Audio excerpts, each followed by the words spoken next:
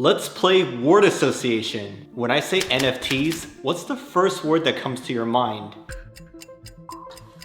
Well, for me, it's OpenSea because they're the largest and most important platform in the entire space. It doesn't matter which metric you look at, OpenSea is dominating any way you slice it. But with all that good stuff going on, why am I predicting their demise in the next few years? That they'll be the AOL or MySpace of the NFT space? Well, to really understand my thesis, we have to rewind a bit and start at the beginning of their story. OpenSea was founded by Devin Finzer and Alex Atala, and they were actually working on a completely different crypto project when they first started.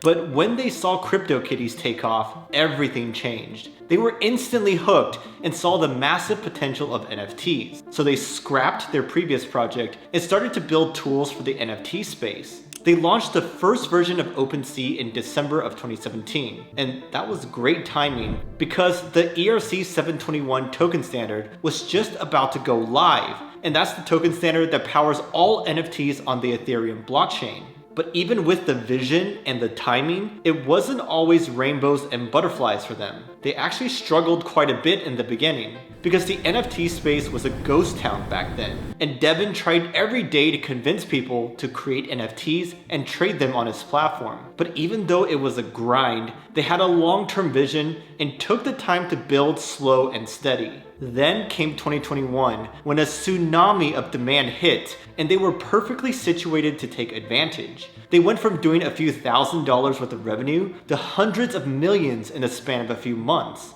In that same time, they pulled off 3 rounds of venture funding, increasing their valuation to $13 billion per their latest round. This revenue chart is perfect to visualize what they were hit with. You can barely even see the revenues beforehand, and then boom, the NFT wave came. And that's when we knew that the cat was out of the bag and NFTs were here to stay. Now, OpenSea's story so far has been one of resilience, grinding through the difficult times to now being one of the hottest rocket ships in the entire world. But even with this feel-good story, it's my thesis that they'll lose their position of dominance within the next few years. And to understand why, there's really 3 key arguments to dissect. First, they just don't have a strong moat or something that locks users in. And this isn't their fault, it's just the nature of NFTs and the blockchain. This isn't like YouTube where everyone's content is in one place and you can't easily port that over to a new platform. As for NFTs, they live on the blockchain, so multiple different marketplaces or platforms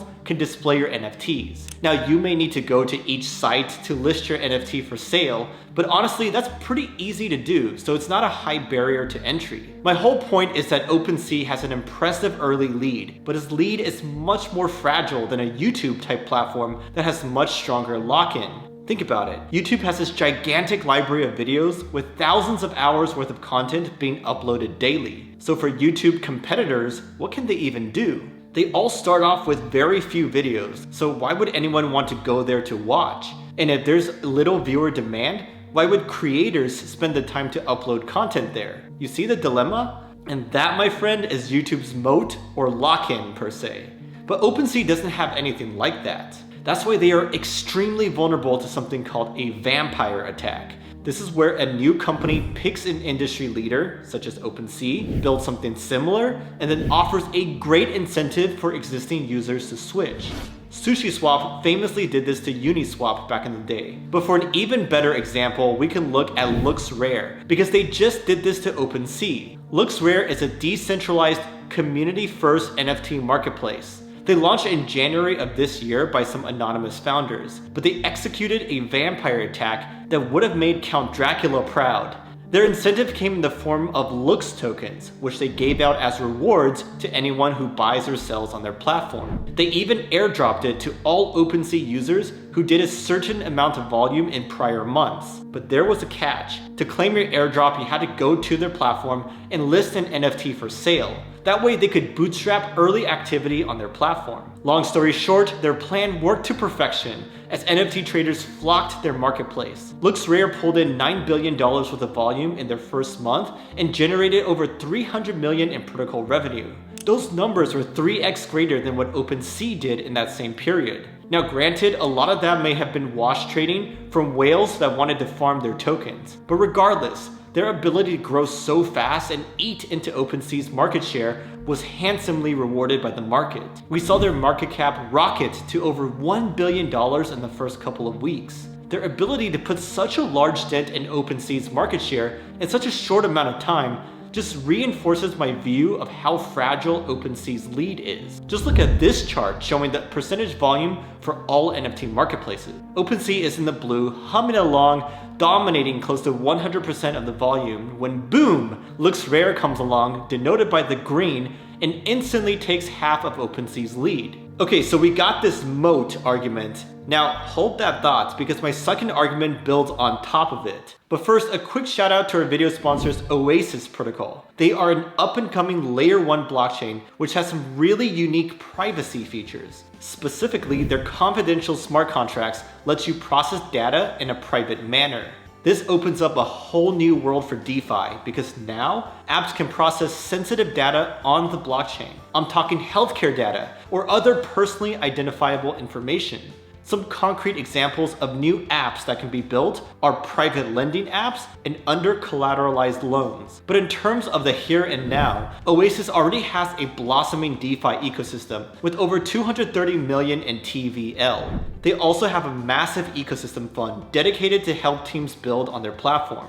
You can already try out Swap, which is their native DEX, Fountain Protocol, which is their lending protocol, and multiple bridges to other blockchains. If you're a developer, go check out their Bloom Hackathon, where you can build EVM dApps for a chance at their cash rewards. Or if you're a retail investor curious to find out more, go check them out using my links below.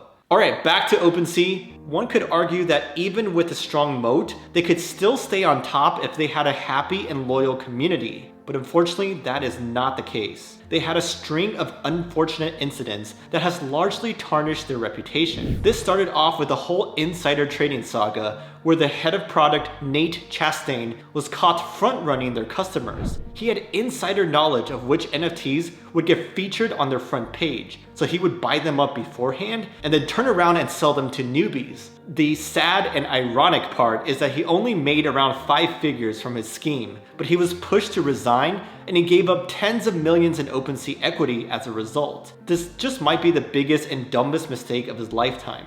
Now that was just the first big stain on their reputation, but another one came in January of this year. This was when a bug was discovered that let hackers buy rare NFTs for pennies on the dollar. Here's how it all went down. So some users listed their NFTs for sale a long time ago, but instead of canceling their listings the proper way, they did a shortcut where they sent their NFT to another address they controlled and then sent that back to their original wallet. The reason they did this was to save money because gas fees were hella expensive. And by using this shortcut, they could get OpenSea to no longer display that their NFTs were for sale. The problem is that those listings were still live on the blockchain, so the hackers figured that out and bought those NFTs for prices that were set months ago. Now there is a question of who's really to blame here, but either way, over $1 million worth of NFTs were stolen this way, and the community was pissed as a result. But even in light of all these issues, the community was willing to look past them, as long as OpenSea would give them the one thing they desired most, an airdrop. We were all spoiled by the ENS airdrop, where we got thousands of dollars, and that made us hungry for other airdrops from big names like OpenSea and MetaMask. But the team kept on being vague and non-committal about it, and people speculated that they wanted to be more like a Web 2 company than a Web 3 one. This was exacerbated when they hired a new CFO who hinted that they were going to IPO instead of launch a token. As you can imagine, everyone was super disappointed, and it made people feel like the team didn't care about them at all. But even besides moats and reputations, I think there's one reason that stands above all else as to why OpenSea will fail. And that, ladies and gentlemen, is history. Many times in history, we've seen general marketplaces or platforms get unbundled by their competitors. So the theory is that this will also happen to OpenSea, and they'll face pressure from 1,000 different angles. This thesis was actually first introduced by Natasha Kim, so shout out to her. But basically, the prediction is that niche marketplaces will sprout up and eat into OpenSea's market share.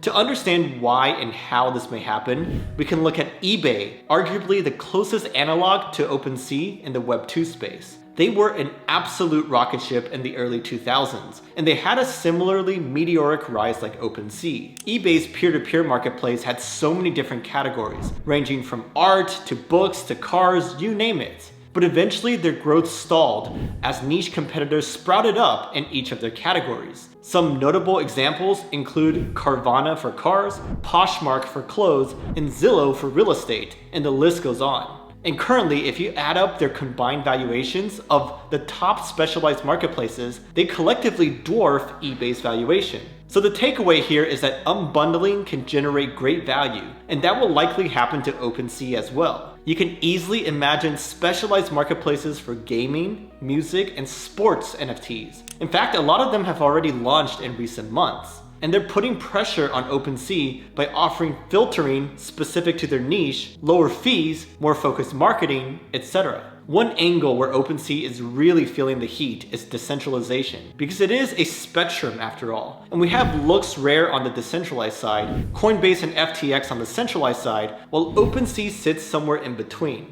But their competitors on either side can offer certain features that OpenSea can never offer unless they pick one side. For example, FTX can custody people's NFTs, and LooksRare can offer token rewards. So my point is, OpenSea will die a death by 1,000 paper cuts, and I just don't see how they can maintain their king of the hill status much longer. My official prediction is that they'll drop to 1/3 or less market share in the next 2 years. I don't think we need to get too specific here, because I'm essentially predicting that they're going to fall a lot no matter which metric we look at. But I'm curious to hear your thoughts about this. Do you agree with my prediction that OpenSea is doomed? Or do you think I'm wrong and that they'll continue to dominate for years to come? Either way, if you are a fan of NFTs, you gotta watch this video where I explain why I think the NFT bubble will pop this year. See ya!